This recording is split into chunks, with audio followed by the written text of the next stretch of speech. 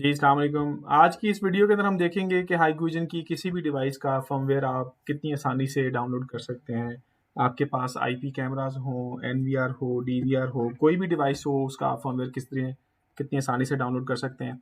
उसका सबसे पहले तरीका ये है कि आप गूगल में जाके आप उस जो डिवाइस है उसका मॉडल नंबर लिख दें, स्पेस फर्मवेयर लिख दें या सिंपल आप उसको एंटर भी कर दें तो वो आपको वेबसाइट के ऊपर ले जाएगा।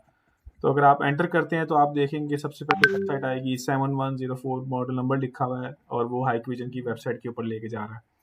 तो इसके अंदर हम देखते हैं सबसे ऊपर स्पेसिफिकेशन आ रही है इस मॉडल की। हम नीचे आएंगे तो यहाँ नीचे दो तरह के फर्मवेयर शो हो रहे हैं।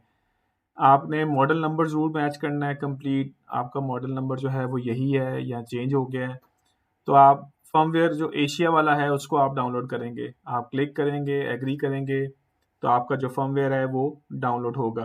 आप फ़ोल्डर में जाके देखेंगे तो यहाँ पे एक ज़िप फ़ाइल डाउनलोड शो हो रही है और यहाँ से आप इसको एक्सट्रैक्ट कर सकते हैं। एक्सट्रैक्ट करेंगे तो आपके पास एक फ़ोल्डर यहाँ पे बनेगा। इस फ़ोल्डर को ओपन करेंगे तो आपके पास ये DigiCap के नाम से फ़ाइल आएगी।